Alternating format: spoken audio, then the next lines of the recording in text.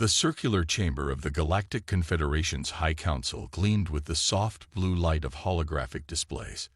20 council members from different species sat around the massive table, their attention fixed on Commander Vex, who stood at the center. His tall, slender frame cast a long shadow across the polished floor as he gestured to the planet displayed in the air before them. Earth, third planet from a standard G-type star. One natural satellite. Dominant species. Humans. Vex's four-fingered hand moved through the hologram, causing it to zoom in on the blue-green world. They have achieved nuclear capability, basic space travel within their solar system, and show rapid advancement in computational technology. High Council member Trell tapped a long finger against the table. Unlike Vex's gray skin, Trell's was a deep purple that darkened when annoyed. As it was doing now. Commander, we have 11 potential threat assessments to complete today. The humans still use chemical rockets. They haven't even colonized their own moon permanently. Trell's secondary eyes blinked impatiently. I propose we classify them as minimal threat potential and move on. Commander Vex stiffened. With respect, Council member, there are unusual patterns in their development. Their theoretical physics advances faster than their applied technology. They imagine things before they can build them. As do many species, Trell replied. Yet most never bridge that gap. Vex moved his hand again, bringing up a new display, radio signals emanating from Earth. Their communications show unusual characteristics. They broadcast stories about space travel far beyond their capabilities. They imagine technologies they can't possibly create. It's as if. As if what, Commander? Asked Council member Drawl, an elder whose skin had faded to pale blue with age. As if they're rehearsing for a future they'd fully expect to have. Vex finished. I recommend continued close monitoring despite their current technological limitations.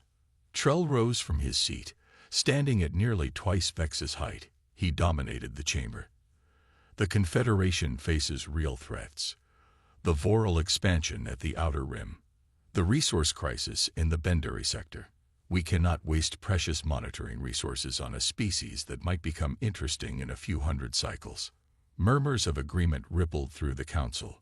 Resource allocation had become a constant battle in recent cycles, with budget cuts affecting every division of the Confederation's vast bureaucracy. The surveillance stations in the Sol system cost us the equivalent of maintaining a defensive fleet in the Cygnus Arm, added Council member Merrick, their bony crest flexing with concern. Our Strategic Assessment Division recommends reallocating those resources. Vex tried one more time. There's something about their transmissions. Enough, Commander. Trell's voice filled the chamber. We appreciate your diligence, but the decision is made. Earth is classified as minimal threat potential. The surveillance network in that sector will be decommissioned according to schedule. Vex's shoulders dropped slightly, but he maintained his professional composure. As the Council directs. 3 cycles later, Vex stood in the main control room of Monitoring Station Epsilon 12, the largest of the Confederation's surveillance posts orbiting in the shadow of the gas giant the humans called Jupiter. Technicians moved around him, packing equipment and preparing for the station's shutdown. Send me the final assessment report before you wipe the systems, Vex instructed Chief Analyst Mori, who nodded her bulbous head. Already prepared, Commander.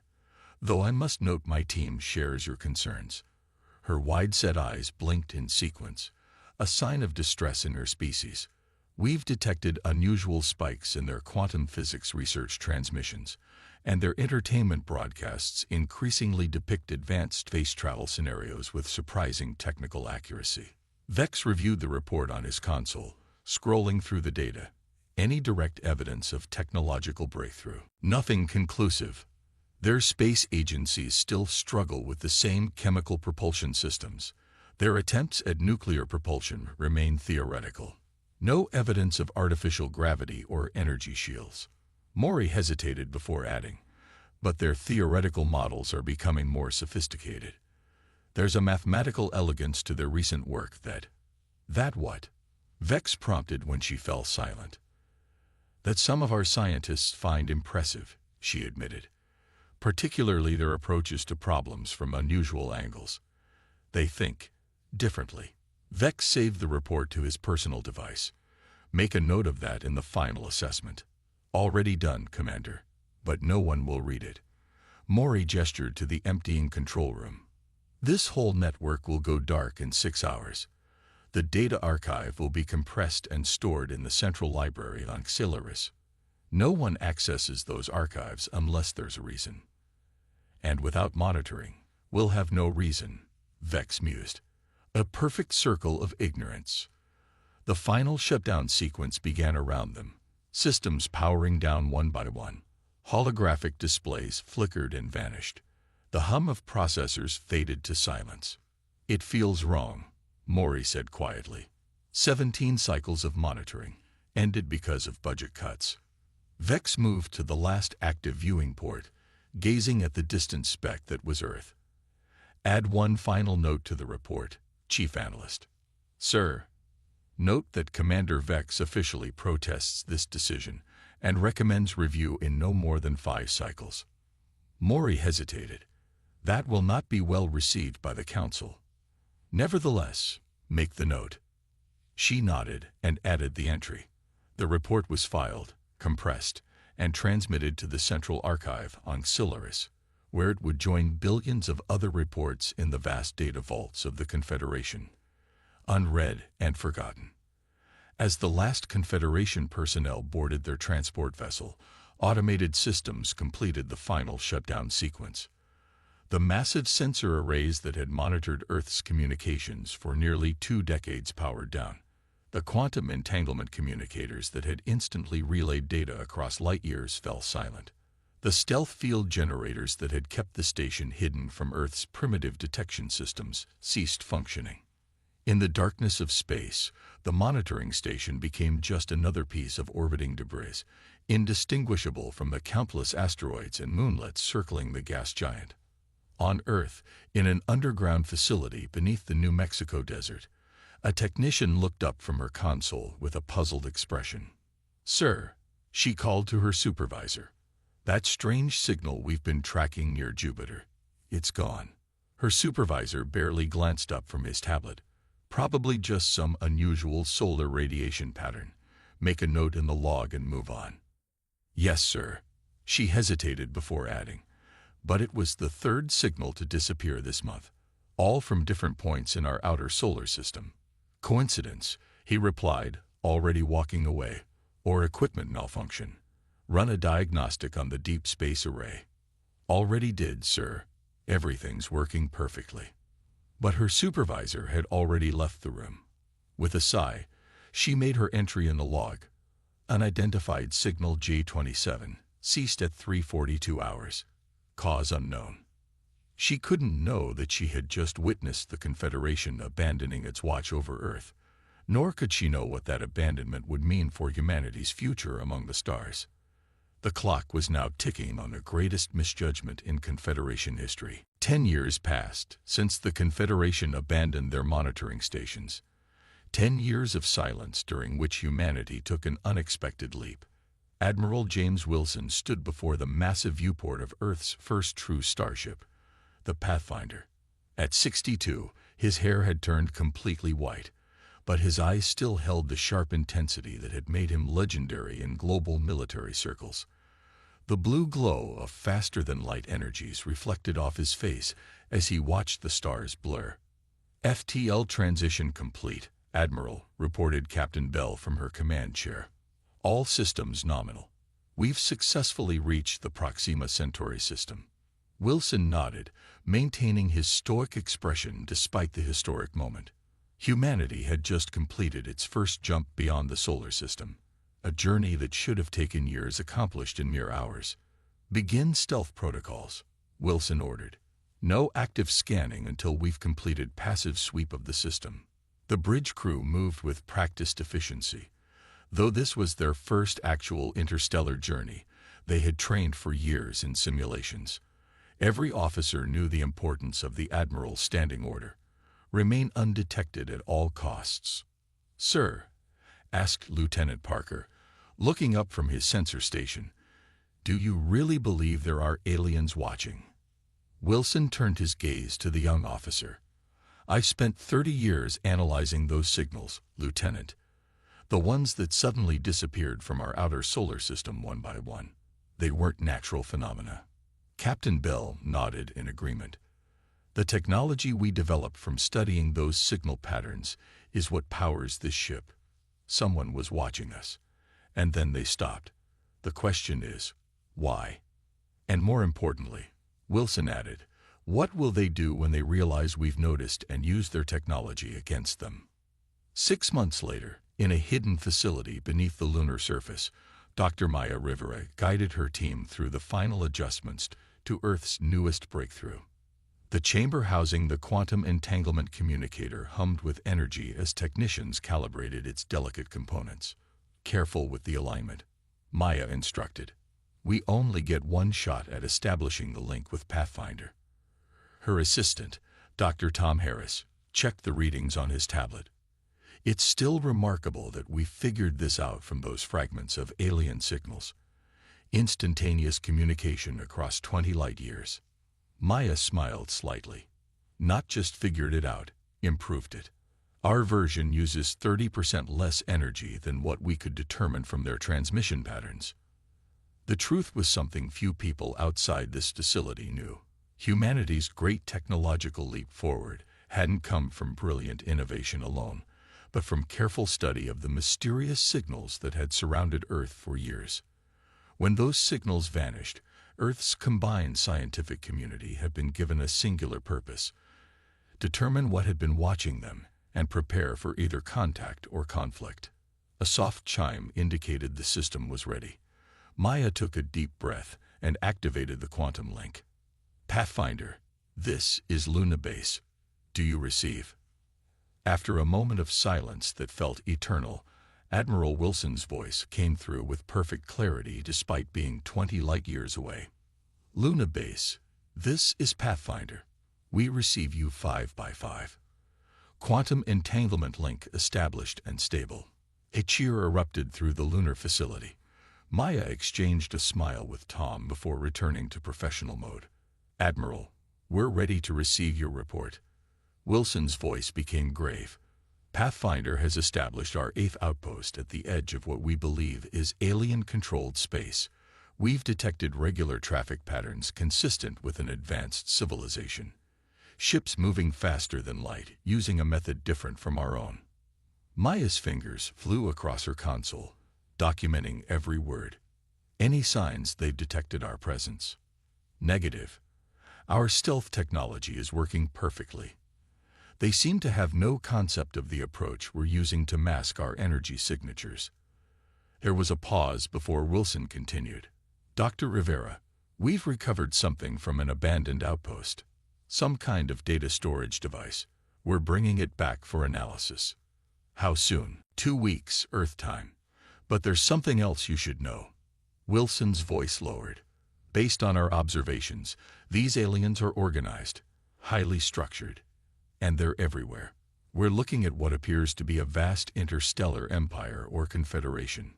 Maya felt a chill run down her spine. "And they have no idea we're watching them now." "Exactly. The hunters have become the hunted." In the Confederation's Central Planning Division on planet Silaris, Junior Analyst Kroll was having the worst day of his career. The youngster's scales had turned a sickly green as he stood before Director Nev's desk. "You filed the resource extension request for the wrong sector, Junior Analyst," Nev said, his voice dangerously calm. "Sector 9 Theta is the Benderi mining region, not the Terran observation post." I apologize, Director," Kroll stammered. "But the Terran observation program was terminated years ago, during the budget reallocation under Council Member Trell." Nev's secondary eyelids closed slowly, a sign of extreme irritation. "Yes, but the automated alert system was supposed to remain active. Basic protocols for all potentially developing worlds. There was no budget allocated for maintaining those systems, Director." Kroll pulled up the relevant data on his tablet. "After full withdrawal, all systems in the Sol system were powered down. No alerts have been generated because there has been no monitoring. For how long? Nev demanded. Kroll checked the records. 10 standard cycles, Director. Nev's scales darkened with concern. 10 cycles was a significant gap in monitoring, even for a primitive species like humans, while major technological breakthroughs typically took centuries for young civilizations. Exceptions had occurred. File a request for a standard probe to be dispatched to the Sol system, Nev ordered. Low priority, but make sure it happens within the next cycle. Yes, Director. Kroll hesitated. Should I note any specific concerns? Nev considered this question. The humans had been nowhere close to interstellar capability when monitoring ceased. Even with a decade of development, they would still be confined to their solar system, likely struggling with the same primitive chemical rockets. No specific concerns, Nev decided. Just standard procedure for a developing world. We'll update their file once the probe returns data. Little did Nev know that not only would the probe never reach its destination, but when it entered the outer boundary of the Sol system, it would encounter something impossible. A cloaking technology that rendered human outposts completely invisible to Confederation sensors. Admiral Wilson stood in the newly constructed chamber of the United Earth Council. Representatives from every nation on Earth sat in tiered seating, their faces solemn as they viewed the holographic display showing humanity's secret expansion. In the 10 years since alien monitoring ceased, Wilson explained, we have established 23 outposts across 11 star systems. Our fleet now consists of 47 FTL-capable vessels, all using stealth technology derived from studying alien communication patterns. President Garcia of the United Earth government leaned forward. And they still don't know we're out there. No, Madam President. Our approach to physics, what Dr. Rivera calls lateral thinking, has given us an advantage. We developed technologies along paths they seem to have never explored. Dr. Rivera stood beside the Admiral. Their technology follows predictable linear improvements.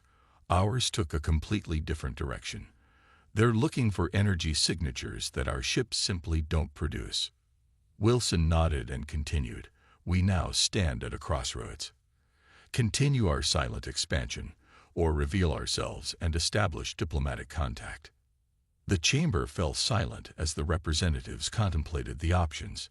Humanity had gone from a planet-bound species to an interstellar presence in just a decade, all while hidden from the vast alien civilization that had once watched them.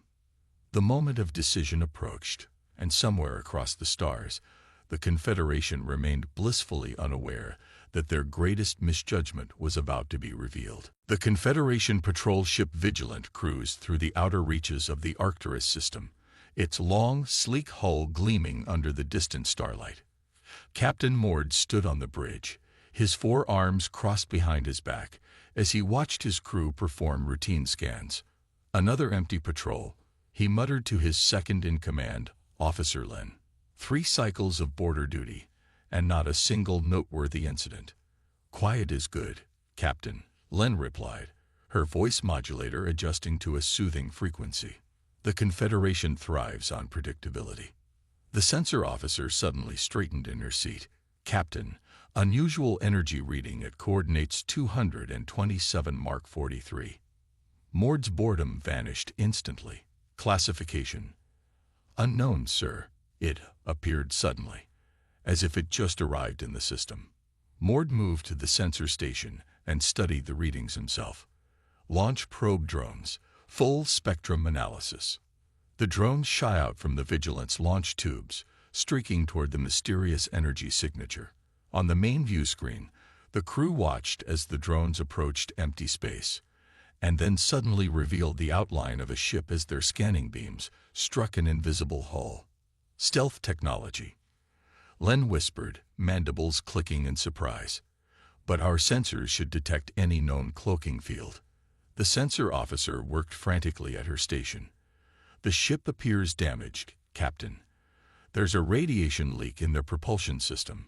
That's what our sensors detected. Open communication channels, all frequencies, Mord ordered. And bring weapons online. quietly. After several tense moments, the view screen flickered and showed the interior of the unknown vessel. A bipedal being sat in what appeared to be a command chair. The alien had pale skin, no scales, and only 2 arms. It wore a dark uniform with silver insignia. "This is Captain Jack Reed of the Earth vessel Horizon," the alien said in perfect galactic standard. "We've suffered damage to our drive system and request assistance." Mord felt his scales tighten against his body, a reflexive response to shock. "Earth, the 3rd planet of the Sol system." The human captain nodded. "The same. We're on a peaceful mission of exploration." Mord signaled for the communication to be muted temporarily. "Len, check the Confederation database. What's the current status of Earth's technological development?" Len accessed the central database through their quantum link. Last update shows them as a pre-FTL civilization. Minimal threat potential. No space presence beyond their immediate solar system. She looked up in confusion. "This data is from 10 cycles ago."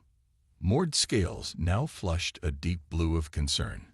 10 cycles with no updates. And now they have ships with stealth technology even our sensors can't detect. He gestured for communications to be restored. "Captain Reed, we're dispatching a rescue team to assist with repairs. How long have your people been traveling among the stars?" The human hesitated briefly. "We achieved faster-than-light capability approximately 8 standard years ago. We've established several outposts for scientific research." "Several?" Mord asked carefully. 42 at last count," Reed replied with what Mord would later learn was a human smile. "Across 17 star systems." Mord struggled to maintain his composure. A species that had been using chemical rockets 10 cycles ago now had a multi-system presence. It was unprecedented. "We'll begin rescue operations immediately," Mord said, ending the communication. Len moved closer to her captain. "Sir, Confederation protocols require immediate notification of High Command when encountering a new spacefaring species." "This isn't a new spacefaring species, technically," Mord replied. "This is a categorized civilization that has exceeded expectations." He paused. "Send the alert. Priority 1. On Xylaris, the Confederation capital world." Director Vex stared in disbelief at the report on his screen. After 15 cycles of service in the intelligence division, he had finally achieved the directorship 2 cycles ago. Now, his worst fear from his days as a commander had materialized. "Humans," he whispered, the name tasting bitter in his mouth. "I warned them. I filed the protest." His assistant, a young officer named Turl, shifted uncomfortably. "The report from Captain Mord indicates their ship uses an FTL method unlike anything in our database. And their stealth technology, it doesn't bend light or absorb sensor waves. It somehow exists, adjacent to normal space." Vex closed his eyes briefly. "Have we located their homeworld?" "Yes, Director. It's exactly where it always was." "But," Turl hesitated. "But what?" "Our long-range scans show massive orbital construction. Space stations, shipyards, defense platforms. They've industrialized their entire system in just 10 cycles." Vex rose from his desk. "Notify the High Council. Emergency session. And find me the archives from the old Earth monitoring station." "Already retrieved, sir." Turl handed over a data crystal. "The final report contains your protest note and recommendations that were never implemented." "And who was responsible for denying those recommendations?" Vex asked, though he already knew the answer. "Council Member Trell, sir, who is now High Chancellor Trell." Vex felt a cold satisfaction despite the crisis. "Excellent. Summon my shuttle. The High Chancellor should hear this news personally." Admiral Wilson stood before the United Earth Council once again, but this time with grave news. "The Horizon has been discovered by Confederation forces," he announced. Captain Reed followed protocols and presented as non-threatening. The damage to their ship was real, but contained. It served as an explanation for why they were detected. President Garcia frowned. "So our stealth technology works." Yes, Madam President. The horizon would have remained undetected if not for the radiation leak. But now that first contact has occurred, we must decide our next move. Dr. Rivera joined the Admiral at the podium. Based on Captain Reed's communication with the Confederation vessel, they seemed genuinely shocked by our advancement. Their database still lists us as a pre-FTL civilization, an advantage we can use, Wilson noted. They don't know the full extent of our capabilities or presence. The defense minister leaned forward. What are our options, Admiral? We can continue the facade of being a newly emerged spacefaring species with limited presence. Or, Wilson paused. Or, prompted the president. Or we reveal our true capabilities and request formal diplomatic relations as equals. The element of surprise is still ours to use. The chamber erupted in debate.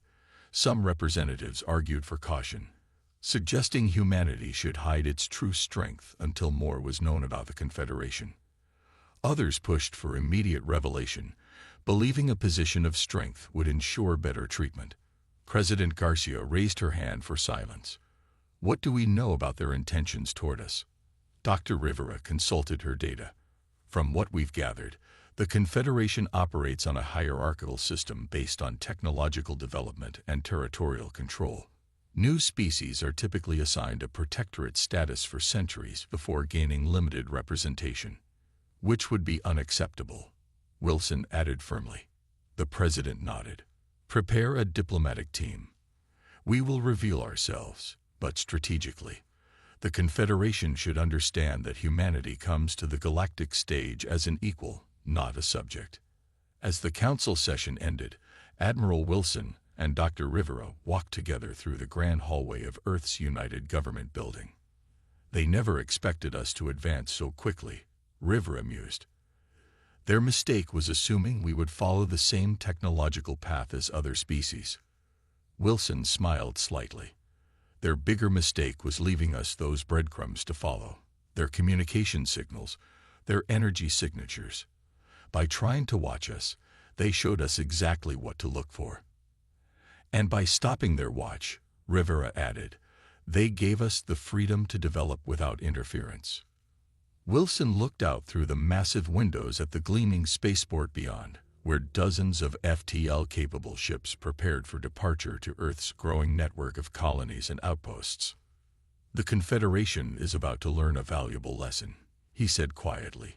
Never underestimate a species that spends half its history telling stories about meeting aliens. In the distance, the diplomatic vessel Unity began its launch sequence, preparing to carry humanity's first official representatives to meet the Confederation's High Council and to change the galactic order forever. The grand hall of the Confederation capital gleamed with polished stone and ancient metals. High Chancellor Trell stood at the center platform, his purple skin now pale with stress as he addressed the emergency session of the High Council. Behind him, a massive display showed the human diplomatic vessel approaching Celaris. The delegation from Earth will arrive within the hour, Trell announced. This situation, while unexpected, is not unprecedented. New spacefaring species emerge regularly. We will follow standard protocols for integration into the Confederation hierarchy. Director Vex stood at the side of the chamber, watching Trell's performance with narrowed eyes. The High Chancellor was attempting to normalize an unprecedented situation. Vex had spent the last 3 days reviewing every scrap of data on human advancement, and nothing about it followed expected patterns. Council member Drawl, one of the few who had been present during the original Earth assessment 15 cycles ago, raised a gnarled hand. High Chancellor, perhaps Director Vex should brief us on Intelligence Division's current assessment of Earth's capabilities. Trell's secondary eyes blinked rapidly, a sign of irritation. Is that necessary? We'll have direct information soon enough. I believe it is, Drawl insisted, especially given Director Vex's early warnings about this species. All eyes turned to Vex, who stepped forward with calm precision. He had waited 15 cycles for this moment. Esteemed Council, he began, human advancement does not match any developmental model in our historical database. In the 10 cycles since we terminated observation, they have not only achieved faster than light travel, but have developed it along theoretical frameworks our scientists considered impossible. He gestured, bringing up a new display showing sensor readings from the human ship. Their FTL method doesn't create the subspace distortions our technology uses. It somehow folds space itself, a theory our physicists abandoned thousands of cycles ago as unworkable. Murmurs spread through the council as Vex continued. More concerning is their stealth technology. It doesn't bend light or absorb sensor waves. According to our preliminary analysis, it shifts their vessels partially out of phase with normal spacetime. Impossible, stated Council Member Laurel, the Confederation's leading scientific authority. Phase shifting would tear apart any physical structure. And yet, Vex replied calmly, the evidence is before you. Furthermore, intercepted communications suggest they have established not just scientific outposts but fully functioning colonies. 42 confirmed settlements across 17 systems, all established in under 8 cycles. High Chancellor Trell stepped forward. Director Vex seems intent on creating panic. Even if these humans have advanced quickly, they are still a single-system species with limited resources. They will accept protectorate status like all emerging civilizations. Vex's scales darkened slightly, the equivalent of a human smile. With respect, High Chancellor, I believe you should review the approaching vessel's energy readings. Trell turned to the display, and his confidence visibly faltered. The human ship's power signature exceeded that of a Confederation heavy cruiser, despite being 1/3 the size. How? Trell began. Based on our analysis, Vex answered, they appear to have developed an energy generation method based on controlled quantum fluctuations, another theoretical dead end our scientists abandoned. The chamber fell silent as the implications sank in. A species that had been using chemical rockets a decade ago had not only caught up to Confederation technology, but had developed along entirely different paths that might make their technology incompatible with Confederation defenses.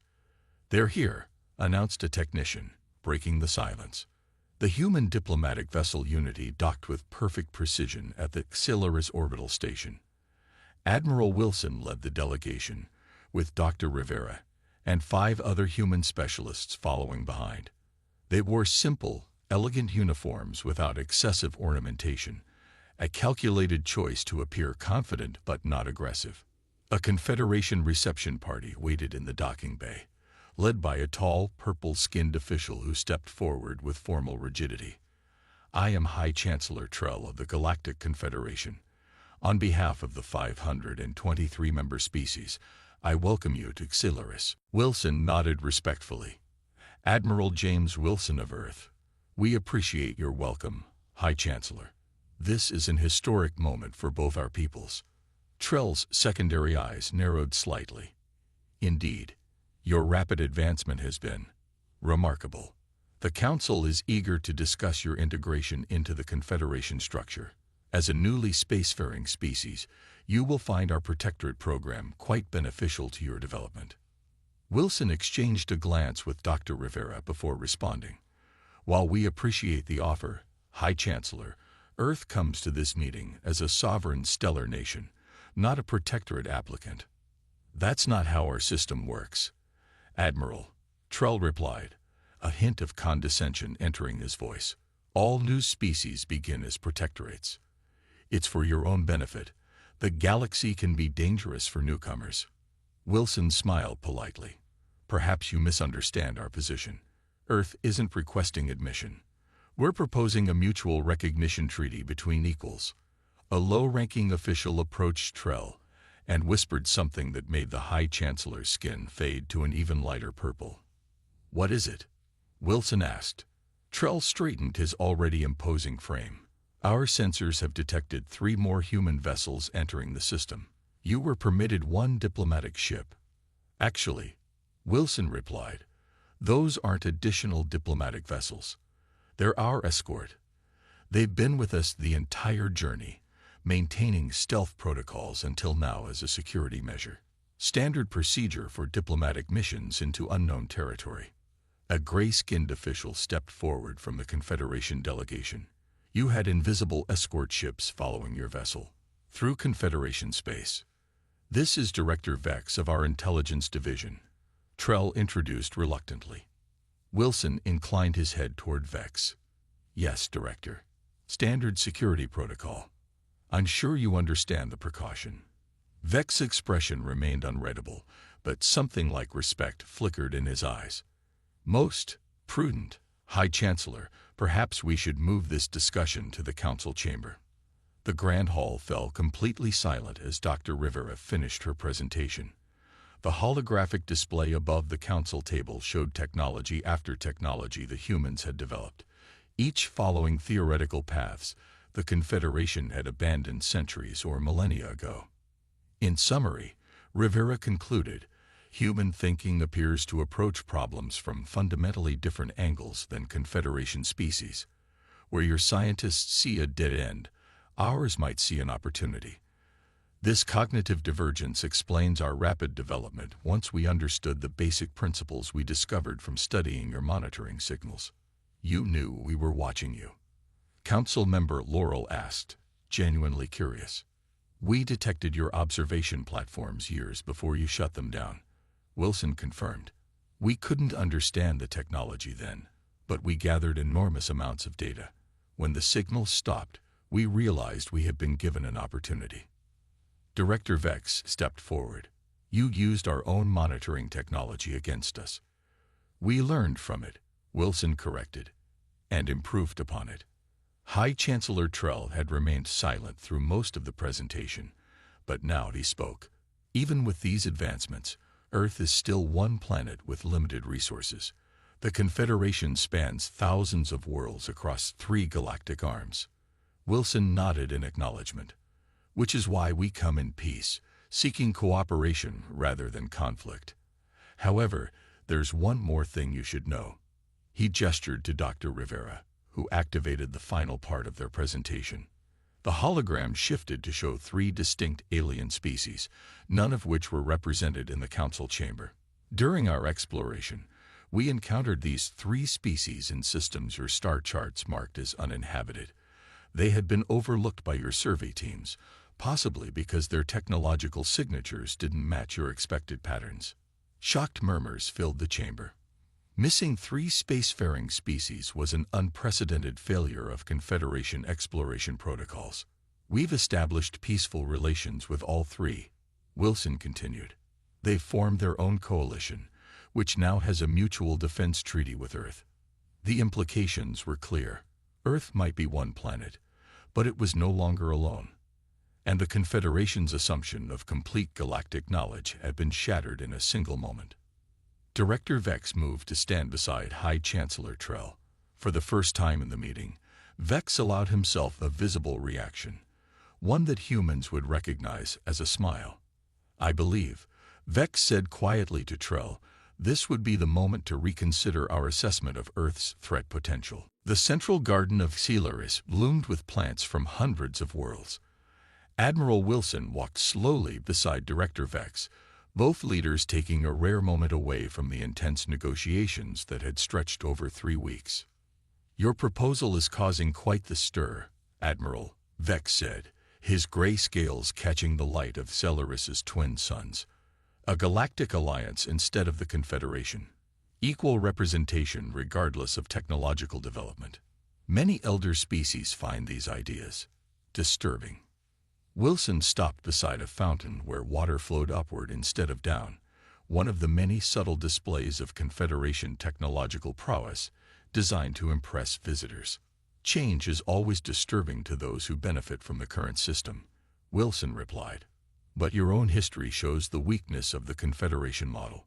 3 overlooked species, countless abandoned technological paths, a rigid hierarchy that stifles innovation. Vex's inner eyelids blinked slowly. You misunderstand, Admiral. I find your proposal intriguing, not disturbing. But then, I'd spent my career being disturbed by things others ignored. Wilson smiled. like a primitive species that told stories about space travel they couldn't possibly achieve. Precisely. Vex gestured to a bench carved from a single crystal, inviting Wilson to sit. Tell me honestly, how did humans advance so quickly? Even with the data you gathered from our monitoring stations, the leap from chemical rockets to your current technology is unprecedented. Wilson considered his answer carefully. The truth was both simple and complex. Imagination, he finally said. Humans have always been dreamers.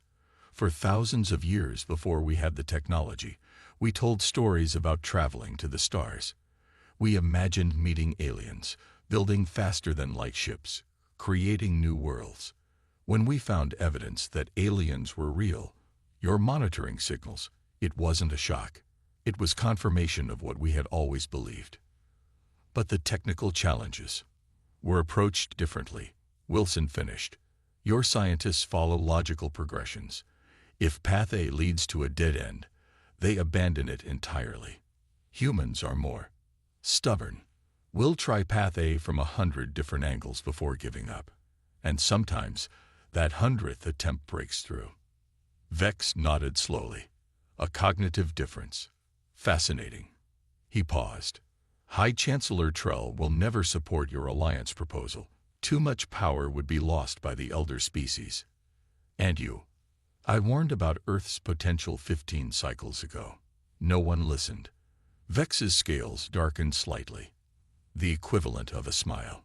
I find it satisfying to be proven right.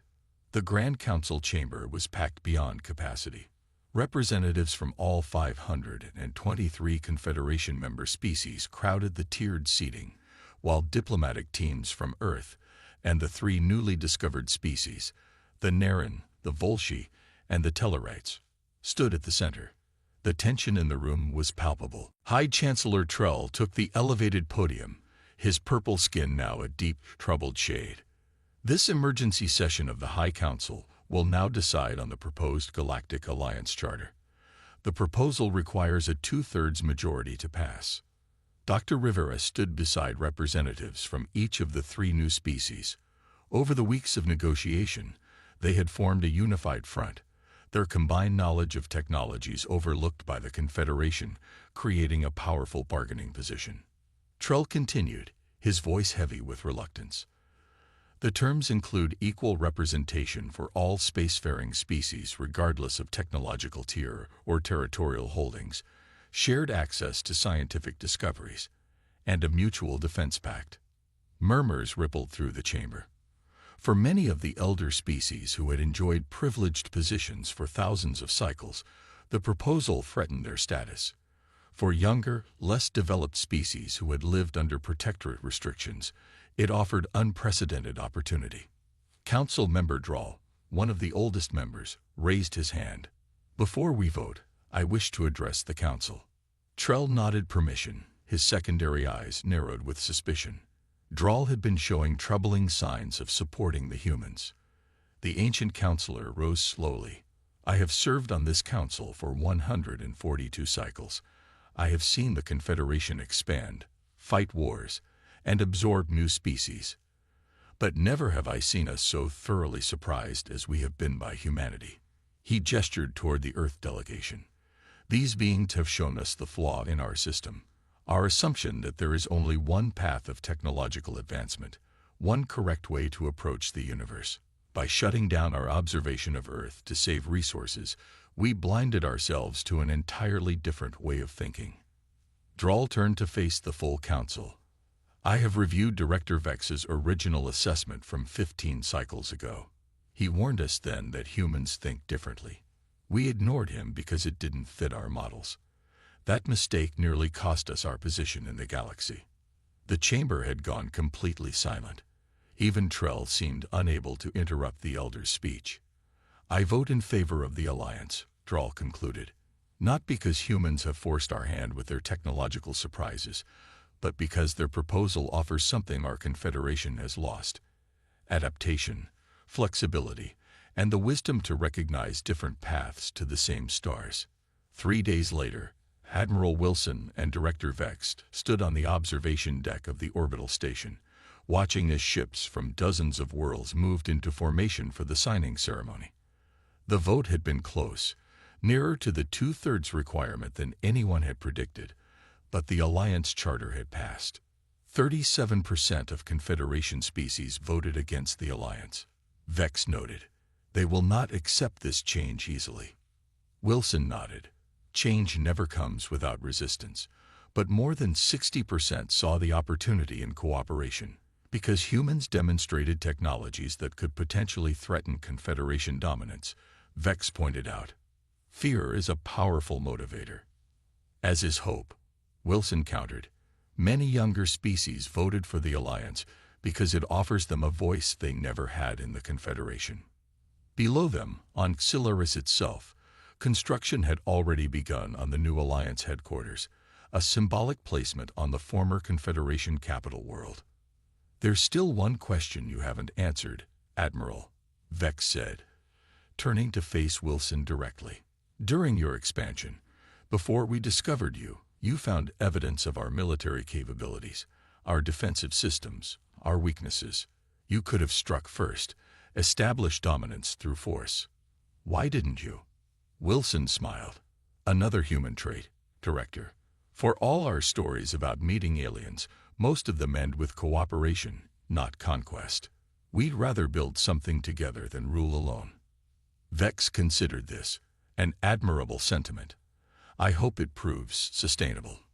That's why I've recommended you for the position of Alliance Security Director," Wilson revealed. "Someone needs to keep a careful eye on all of us, humans included." For the first time, Vex showed genuine surprise. "You trust me with such responsibility, after I spent years monitoring your world." "Because of it," Wilson answered. "You saw our potential when everyone else dismissed us. That kind of foresight will be valuable in the Alliance." As they spoke, a sleek vessel approached the station, the first official diplomatic ship from the Volsci, one of the species humans had discovered. Behind it came ships from worlds that had been Confederation protectorates for centuries, now full Alliance members. "The irony isn't lost on me," Vex said quietly. "By shutting down communication with Earth, we created the very conditions that allowed you to surpass our expectations. A single budget decision changed the galaxy forever." Wilson watched as the ships assembled, representing a new beginning for thousands of worlds. The greatest miscalculations often have the most profound consequences. On the main viewing screen, the newly elected Alliance Council appeared, a diverse group including humans, former Confederation leaders, and representatives from species that had been overlooked or underestimated. Their first unanimous act had been simple but profound: a galaxy-wide declaration that no developing world would ever again be abandoned to isolation simply to save resources.